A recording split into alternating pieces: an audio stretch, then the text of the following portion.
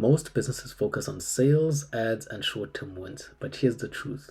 Without strong branding, all that effort can disappear overnight. In the next 3 minutes, I'll explain what branding is, why it's so important, and why so many businesses underestimate it.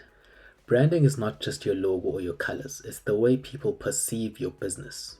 It's your visual identity, voice and message, story and values, and the overall customer experience. Think of branding as the personality of your business. Just like how people are remembered for how they make you feel, brands are remembered the same way. When you think of Nike, you don't just think shoes. You think empowerment, innovation, and that iconic phrase, just do it.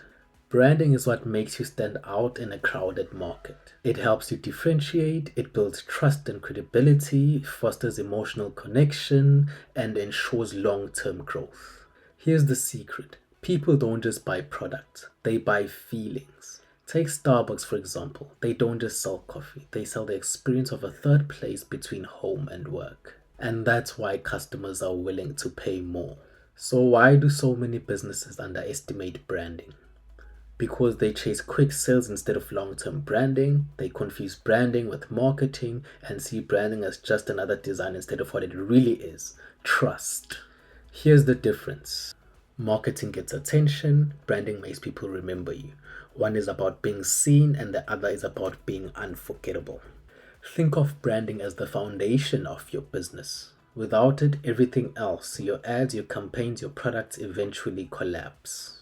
So here's the takeaway. Marketing gets you seen, branding makes you unforgettable.